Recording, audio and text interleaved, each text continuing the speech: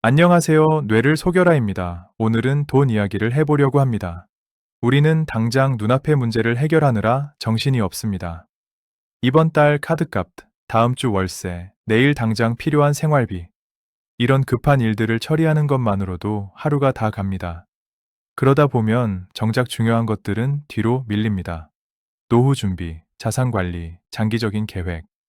이런 건 생각할 여유조차 없습니다. 그래서 10년을 열심히 살아도 통장 잔고는 똑같습니다. 제자리를 맴돌 뿐 달라지는 게 없습니다. 왜 그럴까요? 오늘은 우리의 뇌는 가난할수록 왜 올바른 선택을 방해하는지 그 잔인한 메커니즘에 대해 이야기해 보겠습니다. 왜 돈이 없을 때 가장 멍청한 결정을 내릴까? 이건 능력의 문제가 아니다. 노력의 문제도 아니다. 당신의 뇌가 가난을 디폴트 설정으로 저장하고 있기 때문이다. 프린스턴대와 하버드대 공동연구팀이 인도 사탕수수 농부 464명을 대상으로 실험했다. 조학 전후 같은 사람의 IQ를 측정했다. 결과는 잔인했다. 돈이 없을 때 IQ가 평균 13점 낮았다. 가난 그 자체가 뇌를 물리적으로 멍청하게 만든 것이다. 행동경제학자 샌딜 멀레이너선과 심리학자 엘다 샤퍼는 결핍은 우리를 어떻게 변화시키는가에서 이를 인지적 대역폭의 도둑질이라고 정의했다. 당장 내일 카드값, 이번 달 월세, 다음 주 생활비. 이 단기적 불안이 뇌의 모든 처리 능력을 잡아먹는다. 더 무서운 건 MIT 뇌과학연구소의 한 연구 결과다. 만성적 재정 스트레스 상태의 뇌는 전전두엽 피질 활동이 37% 감소했다. 전전두엽은 장기 계획과 충동 억제를 담당하는 영역이다. 당신이 배달 음식을 시키고 충동 구매하고 저축 대신 소비를 선택하는 건 개인의 정신력 문제가 아니라 뇌 시스템의 구조적 한계이다. 당신의 뇌는 지금 이 순간에도 가난을 자동 재생하고 있다. 이 알고리즘을 해킹하지 않으면 10년 뒤에도 똑같은 통장 잔고를 보게 될 것이다. 뇌를 속여라. 그러지 않으면 당신은 평생 가난의 터널에 갇힐 것이다. 안녕하세요. 뇌를 속여라입니다. 아마 이런 고민을 해보셨을 것입니다. 나는 분명 열심히 사는데 왜 통장 잔고는 늘 비슷할까? 월급은 들어오자마자 사라지고 카드값은 왜 매달 더 커질까? 우리 대부분이 이런 질문을 품고 살아갑니다. 사실 우리가 부자가 되지 못하는 건 게으르거나 무능해서가 아닙니다. 진짜 문제는 우리 뇌의 설계 자체에 있습니다. 뇌는 수십만 년간 생존 본능으로 진화해왔습니다. 21세기 자본주의 시스템에서 부를 축적하도록 설계된 것이 아닙니다. 오히려 뇌는 당신이 부자가 되려는 모든 시도를 본능적으로 방해하도록 프로그래밍되어 있습니다. 오늘 여러분께 들려드릴 이야기는 가난이 뇌를 망가뜨리는 메커니즘을 폭로한 행동경제학의 고전. 결핍은 우리를 어떻게 변화시키는가와 실제 인물 사례를 통해 이 잔인한 진실을 보여드리는 이야기입니다.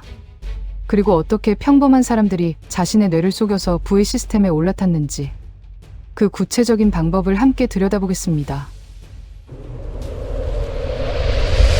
부의 추월 차선에 올라타기 위해 우리가 가장 먼저 해야 할 일은 더 열심히 일하는 것이 아니다. 우리의 뇌를 가난의 늪으로 끌어당기는 결핍의 사슬을 파괴하는 것이다.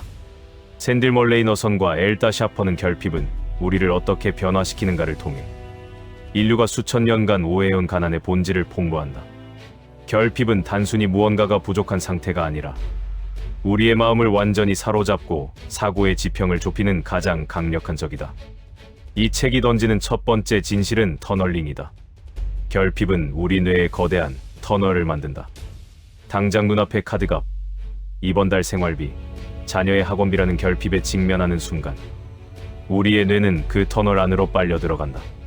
터널 안에 갇힌 뇌는 오직 눈앞의 장애물을 치우는 데만 모든 연산 능력을 쏟아붓는다. 10년 뒤의 노후 준비나 부의 엔진을 만들 창의적인 아이디어는 터널 밖의 풍경일 뿐이다. 우리가 성실하게 살면서도 번번이 기회를 놓치는 이유는 결핍이라는 악성 코드가 우리 뇌의 인지적 대역폭을 도둑질했기 때문이다. 우리의 뇌라는 슈퍼컴퓨터에 미래에 대한 불안이라는 창을 수십 개나 띄워둔다면 어떻게 될까? 엘다 샤퍼는 이를 대역폭의 상실이라고 정의한다. 걱정이라는 프로그램들이 대역폭을 다 잡아먹고 있다며. 우리는 정작 중요한 순간에 멍청한 선택을 내릴 수밖에 없다. 결핍은 우리 뇌의 메모리를 쓸데없는 걱정으로 가득 채워 정작 중요한 판단을 내릴 자원을 고갈시킨다. 그렇다면 우리는 이 뇌의 관성을 끊기 위해 무엇을 해야 하는가? 책은 우리에게 슬랙, 즉 인지적 여유를 강제로 확보하라고 명령한다. 돈을 벌기 위해 시간을 더 쓰는 노동의 굴레를 멈추고 뇌가 미래를 연산할 수 있는 빈 공간을 먼저 만들어야 한다. 이 여유가 없는 상태에서 내리는 모든 결정은 결국 우리를 가난의 터널 더 깊숙한 곳으로 밀어넣는 자멸적인 행위가 된다. 이 잔인한 뇌의 메커니즘을 역이용해 $800만 달러의 자산을 일궈낸 전설적인 인물이 있다. 평생 주유소 직원과 청소부로 살았던 로널드 리드다. 버몬트 주의 작은 마을에서 태어난 그는 고등학교조차 제대로 졸업하지 못했다. 25년간 주유소에서 일했고 은퇴 후에는 백화점에서 청소부로 일했다.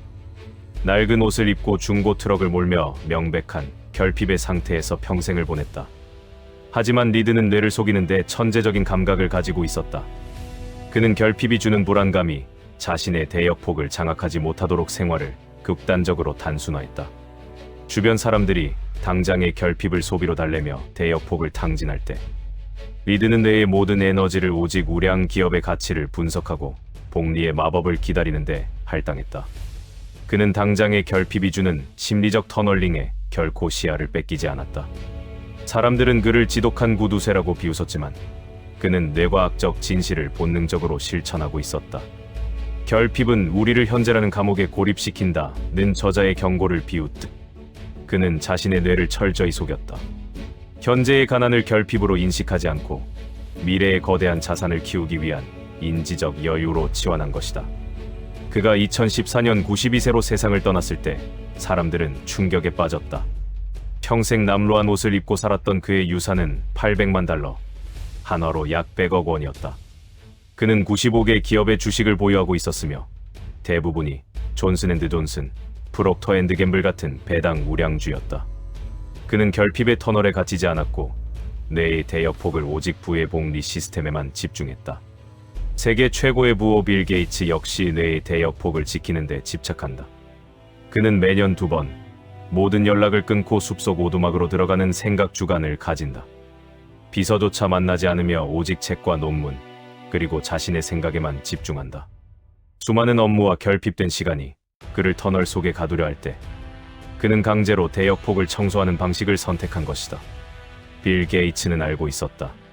쏟아지는 이메일과 회의라는 노이즈가 뇌의 메모리를 점유하게 내버려 두면 정작 세상을 바꿀 거대한 전략을 세울 대역폭이 남아나지 않는다는 사실을 말이다. 그는 인위적인 고립을 통해 뇌의 슬랙을 확보했고 그 비워진 공간에서 윈도우의 미래와 마이크로소프트의 제국을 설계했다. 로널드 리드와 빌 게이츠. 이 두 사람의 삶은 명확한 공통점을 제시한다. 부자가 되는 것은 거액의 수입을 얻는 것에서 시작되는 것이 아니라 자신의 뇌를 가두고 있던 결핍의 시스템을 먼저 파괴하는 것에서 시작된다는 사실이다. 한 명은 가난 속에서도 미래를 연산할 공간을 남겨두었고 다른 한 명은 넘쳐나는 업무 속에서도 강제로 사고의 여백을 만들어냈다. 그들은 결핍의 터널에 갇히지 않았다. 그들은 특별한 천재가 아니었다. 단지 책 속의 통찰을 무기로 뇌의 본능을 속였을 뿐이다. 결핍의 터널에 갇힌 채 더 열심히 노를 젓는 것은 자살행위와 같다. 우리의 뇌가 결핍의 소음에 마비되도록 내버려 두지 마라. 결핍을 무시하고 뇌의 여백을 확보하는 자만이 비로소 부의 설계도를 그릴 수 있다. 우리는 오늘 하루 얼마나 많은 대역폭을 결핍이라는 쓰레기 데이터에 뺏겼는가? 그 터널을 부수고 나오지 않는 한 우리의 현실은 단 한 발자국도 나아갈 수 없다. 뇌를 속여라. 그것만이 가난의 관성을 끊어낼 유일한 무기다. 이것이 바로 뇌를 속이는 방법입니다. 로널드 리드와 빌 게이츠. 이들의 성공은 우연이 아닙니다. 뇌과학적으로 필연적인 결과였습니다. 이들이 실천한 방법을 2가지 핵심 연구로 검증해 보겠습니다. 첫 번째, 터널링 효과의 과학입니다. 프린스턴 대학교 심리학과 2013년 연구에서 쇼핑몰 방문객 400명을 대상으로 실험했습니다. 한 그룹에게는 당신의 차가 고장나서 $1,500 수리비가 필요합니다라는 가상 시나리오를 제시했습니다. 다른 그룹에게는 $150 수리비가 필요합니다라고 말했습니다. 그리고 두 그룹 모두에게 복잡한 인지 과제를 수행하게 했습니다. 결과는 충격적이었습니다. $1,500 그룹, 즉 큰 결핍을 상상한 사람들의 과제 수행 능력이 평균 40% 낮았습니다. 단순히 큰 지출을 떠올리는 것만으로도 내가 터널에 갇혀 다른 과제를 수행할 능력을 잃은 겁니다. 로널드 리드가 생활을 극단적으로 단순화한 이유가 바로 이겁니다. 큰 지출을 원천 차단해서 내가 터널링에 빠지지 않도록 만든 것입니다. 두 번째, 슬랙 확보의 신경과학입니다. MIT 뇌인지과학과 연구팀이 재정적 스트레스 상태의 성인 127명을 대상으로 MRI 스캔을 실시했습니다. 그들에게 당신의 은행 계좌에 예상치 못한 3개월치 생활비가 입금됐습니다라는 가상 시나리오를 제시했습니다. 그 순간 뇌에 어떤 변화가 일어났을까요? 편도체의 활성도가 즉시 32% 감소했습니다. 편도체는 공포와 불안을 담당하는 부위입니다. 반대로 전전두엽 피질의 활동은 28% 증가했습니다. 전전두엽은 장기 계획과 합리적 의사결정을 담당합니다. 단순히 여유 자금이 있다는 상상만으로도 내가 생존 모드에서 전략 모드로 전환된 겁니다. 빌 게이츠가 생각 주간을 통해 확보한 것이 바로 이 슬랙입니다. 시간적 여유가 뇌를 전략 설계 모드로 전환시킨 것입니다. 이 두 가지 연구가 우리에게 알려주는 진실은 명확합니다. 부자가 되는 것은 특별한 재능의 문제가 아닙니다. 뇌의 대역폭을 어떻게 관리하느냐의 문제입니다. 로널드 리드는 지출 단순화로 터널링을 차단했고, 빌 게이츠는 시간적 슬랙 확보로 뇌를 전략 모드로 전환했습니다. 그리고 그 확보된 공간에서 부의 시스템을 설계했습니다. 그렇다면 우리는 구체적으로 무엇을 해야 할까요? 연구와 사례에서 추출한 실행 가능한 방법을 알려드리겠습니다. 먼저, 터널링을 유발하는 큰 지출을 원천 차단해야 합니다. 오늘 당장 지난 3개월 카드 명세서를 꺼내십시오. 5만 원 이상 지출 항목을 전부 형광펜으로 표시하십시오. 그중 반복적으로 나타나는 항목이 있습니까? 배달 음식, 온라인 쇼핑, 택시비, 술값. 이것들이 당신의 뇌를 터널에 가두는 주범입니다. 이번 달부터 이 항목 중 단 하나만 완전히 차단하십시오. 프린스턴 연구처럼 큰 결핍을 제거하는 것만으로도 뇌의 인지 능력이 40% 회복됩니다. 두 번째, 슬랙을 강제로 확보하십시오. 월급날 수동으로 저축하지 마십시오. 은행 앱을 열어서 자동이체를 설정하십시오. 월급이 들어오는 즉시 10만 원이든 20만 원이든 자동으로 별도 계좌로 이체되게 만드십시오. 금액은 중요하지 않습니다. 시스템이 중요합니다. 그리고 이 돈의 목표는 단 하나, 한 달치 생활비입니다. 월세, 식비, 공과금을 합친 금액입니다. 이걸 모으는데 6개월이 걸려도 괜찮습니다. MIT 연구처럼 단순히 이 여유 자금이 있다는 사실만으로도 편도체 활성도가 32% 감소하고 전전두엽이 28% 활성화됩니다. 뇌가 생존 모드에서 전략 모드로 전환되는 겁니다. 세 번째, 주 1회 결핍 점검 시간을 가지십시오.